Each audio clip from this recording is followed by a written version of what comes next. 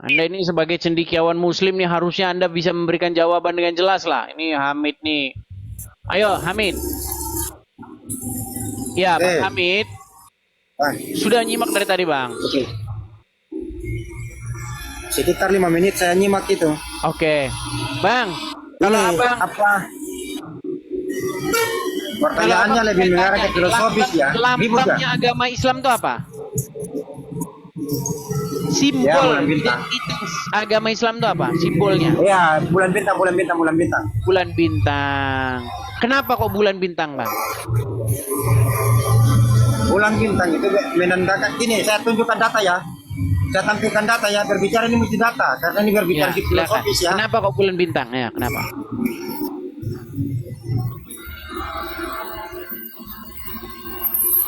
Berat saudara-saudara.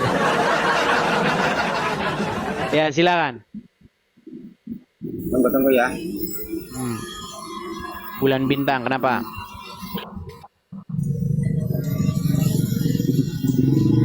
Oke.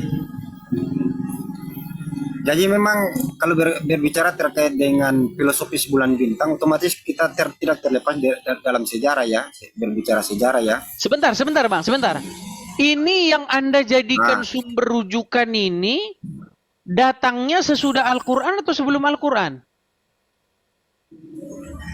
sesudah Al-Quran, karena Berarti berbicara terkait lambang rujukannya bulan, bukan Al-Quran ya?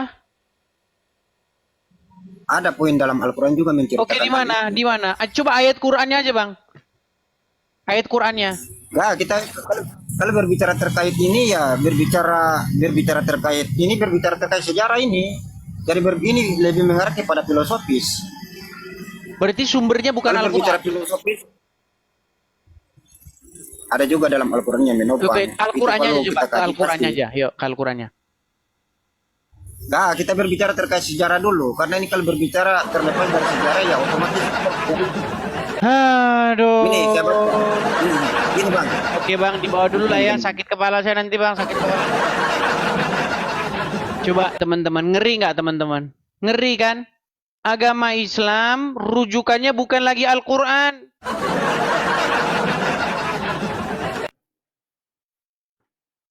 Kalau teman-teman muslim mau belajar, nanti saya kasih tahu kenapa lambangnya begitu. Coba naik ke sini biar saya ajarin. Aduh, gimana? Jadi simbol agama Anda sendiri. Simbol Anda sendiri, Anda tidak tahu ini bagaimana ini. Berat sekali ini, memang berat saudara-saudara ya. Oke, Kaizan. Ya, selamat malam Kaizan. Oke, selamat malam. Ya, silakan Bang Kaizan Al-Taf At-Tiqi. Ya, Bang Kaizan sudah menyimak dari tadi, Bang. Sedikit. Oke. Diletakkan dulu Bang kameranya ya, biar enak kita, biar jelas ke ngobrolnya kita. Sudah. Oke, Bang Kaizan, ini kita membahas mengenai simbol atau lambang. Di mana kita tahu ya, Ya. bahwa Kristen itu simbolnya, lambangnya itu adalah salib.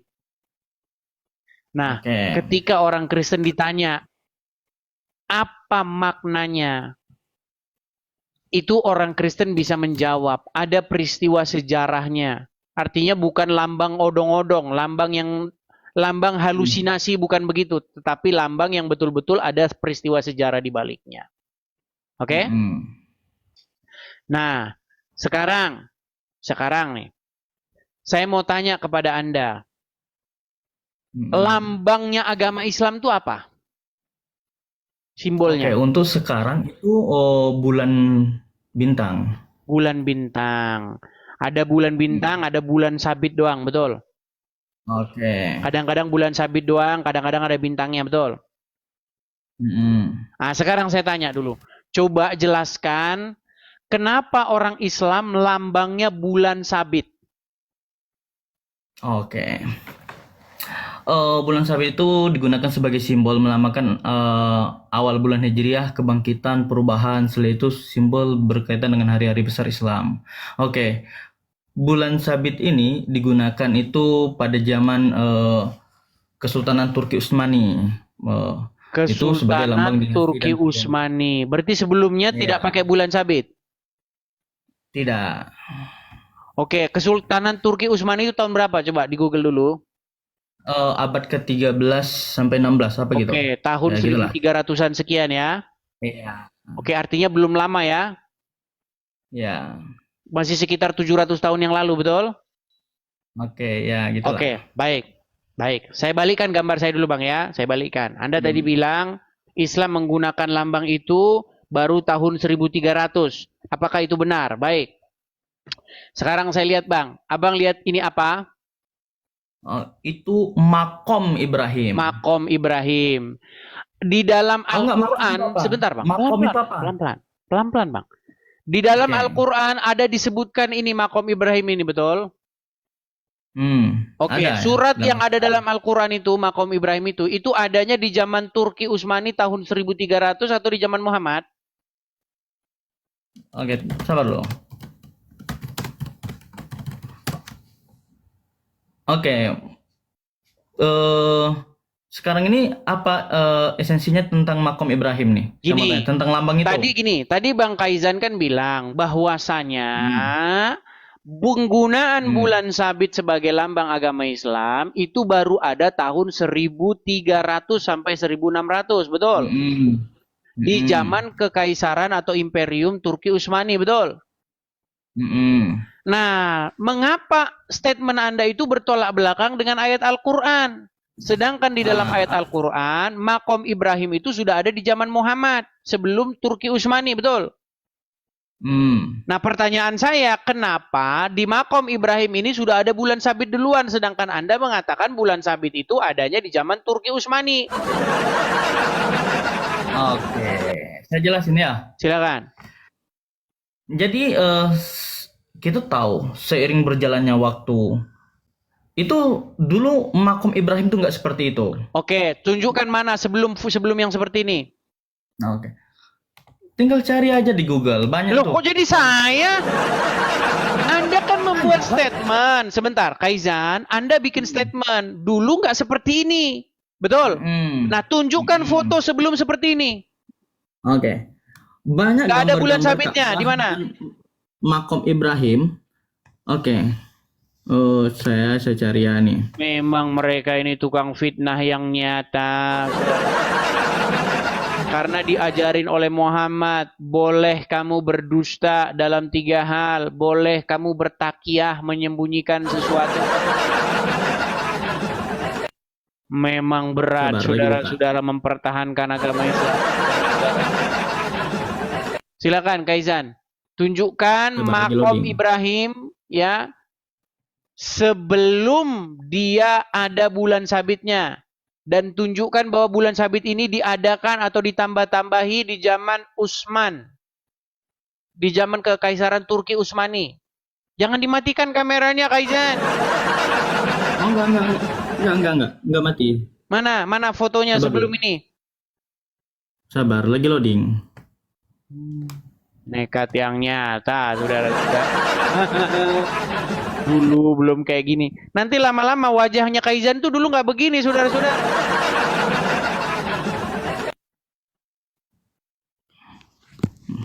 Coba lihat, ada beberapa foto zaman dahulu. Mana? Nggak ada, kameramu ketutup mana? Oh, belum ya? Nah, mana? zaman dahulu nih Ka'bah. Mana? Mana perbesar dulu? Mana makom Ibrahimnya mana?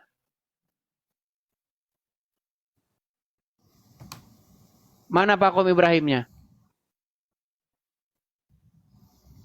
Mana di situ makom Ibrahim? Mana di situ makom Ibrahim mana? Coba dulu.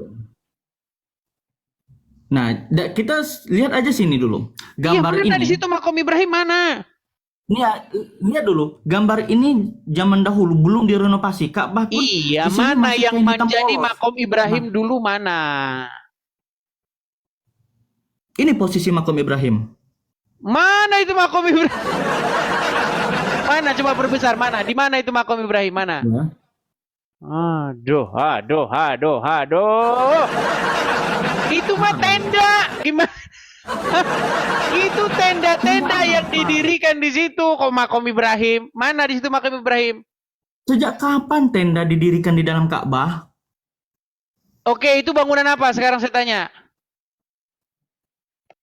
Ini Mana di bangunan situ makom Ka'bah. Ibrahim? Aduh. Mana? Daerah sini. Daerah sini mana? Coba tunjukkan. Nih, ini foto sekarang nih. Mana makom Ibrahimnya? Sabar. Duh, berat. Mana ada? Lagian itu foto baru tahun 2000, tahun 1900-an. Kok kamu bilang di zaman Turki Utsmani? Sekarang saya tanya, itu foto tahun berapa? Tahun Ini berapa foto foto itu? tahun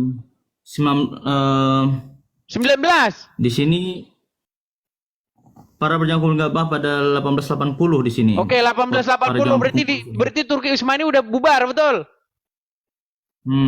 Berarti Turki Utsmani udah bubar, berarti ini belum ada.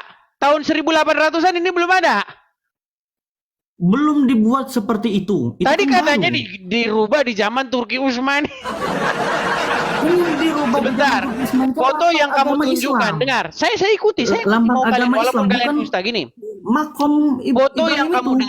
dengar Kaizan.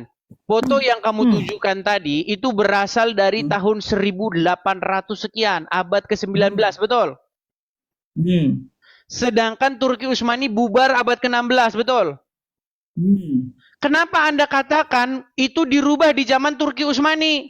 Sementara tahun 1800 sekian Dengar nih. belum ada bulan sabitnya. Kapan saya bilang Makom Ibrahim dirubah sebelum Oke, Turki sekarang saya Utsmani? tanya kapan ini dirubah? Ya, mungkin dalam waktu dekat tadi, dalam berapa tahun, puluh tahun yang lalu. Terus Kan kenapa masih Anda baru. katakan itu Kekaisaran Turki Utsmani, sementara Turki Utsmani udah bubar tahun 1600? Kekaisaran Turki Utsmani itu membuat lambang agama Islam bulan sabit pada tahun itu. Oke, saya mau tanya kamu. Pada tahun berapa? Oke, saya mau tanya kamu. Pada tahun berapakah agama Indonesia membuat lambang Garuda Indonesia? Pada tahun 1945. 1945, awal kemerdekaan. Mm-mm. Apakah setelah kemerdekaan ada berubah lagi? Nggak ada. Nah, gitu juga nggak ada setelah itu berubah. Oke, sekarang saya tanya kapan dirubahnya itu jadi ada lambang bulan sabitnya kapan? Ya, mungkin dalam beberapa tahun yang lalu atau berapa puluh tahun yang lalu. Baru kita nggak saja. tahu. Ya, kita nggak tahu kapan dari Ya kalau pemerintah nggak Arab tahu terus merubahnya. ngapain kamu ngomong? Renovasi kan setiap 5 tahun sekali itu Masjidil Haram itu. Renovasi. Berarti Ya. dulu nggak ada bulan sabitnya. Dulu nggak ada, dulu Ah, hanya sudah sekarang gini aja. Saya kasih kamu intinya gini. Apa itu makom? Gini aja, intinya gini aja. Kamu tahu apa? Gini Kaizan. Kamu tahu enggak makom Sebentar. Ibrahim itu Saya apa? kasih tahu kamu kenapa lambangmu bulan sabit. Kalian ini nyembah dewa bulan. Dengar. Oh, no. Oh, dengar. Gini. Anda pernah dengar dewa Sin nggak? Enggak, saya taunya sin itu kepanjangan dari sinus. Kalau rumusnya sin depan per miring, itu dalam Ya, itu Pitagoras. di matematika. Itu dalam matematika. Kita nggak Iya. bicara matematika. Kita Nah, bicara kan kan? mengenai kehidupan masa lampau di Timur Tengah. Anda pernah dengar istilah the moon god, dewa bulan? Mungkin dulu pernah dengar. Baik, Dewa nih Bulan. saya kasih tunjuk. Karena kami Saya belum kasih pernah tunjuk. itu. Saya kasih tunjuk. Nih ya, saya balikkan kamera saya. Ini kita belajar akademis nih. Jangan dogma-dogma. Liatin. Perhatikan ya.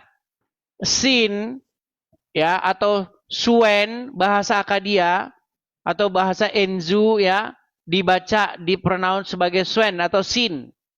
Ya. Ini dalam literatur Aram, Asyur ya Suryani klasik nih, Sin ya. Itu adalah sebuah nama dewa bulan dalam agama Mesopotamia di Sumer, Akadia, Assyria, Asyur, Babel, Nanar adalah dewa Sumeria, putra dari Enlil dan Nelil, dan diidentifikasikan dengan Sin dari agama Semitik kuno. Dewa bulan dengan nama yang sama kemudian disembah di Arab Selatan. Mat, aduh lihat sini, Kaizan. Lihat sini. Ya.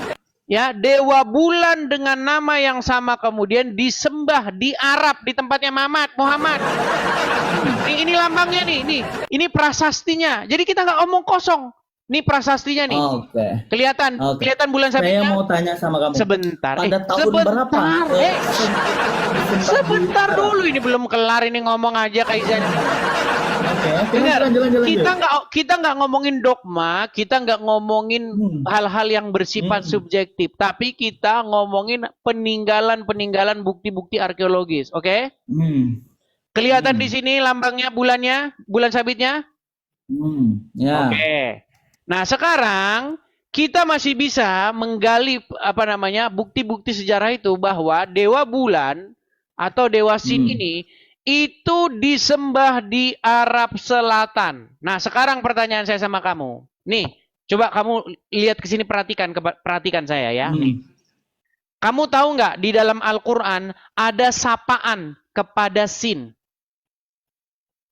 Nggak tahu saya. Oke, di dalam buka Quran surat Yasin. Yasin, ya. Oke, Apa? di situ ada sapaan Yasin. Tahu nggak? Oke, siapa itu wahai Sin? Coba, Sin itu siapa? Kamu tahu nggak apa arti Yasin itu? Yaitu artinya ya, wahai. Misalnya, ya ayo saya lagi ngomong, dengar dulu. Orang lagi ngomong kok, dengar dulu. Oke, silakan. Contoh, di dalam Al-Qur'an kata ya itu ditujukan untuk menyapa. Ya ayyuhallazina amanu, wahai orang-orang yang beriman. Ya Bani Israel. Ya itu kalau dalam bahasa Indonesianya wahai. Setuju nggak? Setuju nggak? Ya. Oke, nah di situ ada kata Yasin, wahai Sin. Siapa Sin itu? Oh, salah. Kamu kalau merujuk seperti itu salah. Kamu orang. Ya sudah, sekarang siapa Sin itu? Sin itu siapa? Siapa Sin itu? Yasin itu, oke, ada beberapa kalimat di dalam Al-Quran itu hanya Allah yang tahu. Hanya Allah yang tahu. Hanya Allah yang tahu. Oke, coba. Sebentar. Buka Quran surat Yusuf ayat yang kedua. Coba. Oke, nanti saya jelasin dulu. Buka Quran surat Yusuf ayat yang kedua dulu, coba. Buka surat Yusuf ayat yang kedua. Apa di situ dikatakan? Apa dikatakan di situ? Sabar dulu, saya buka. Sesungguhnya kami menurunkan kitab suci berupa Al-Quran berbahasa Arab agar kamu mengerti. Oke, biar ngapa Quran diturunkan? Biar bingung atau biar ngerti?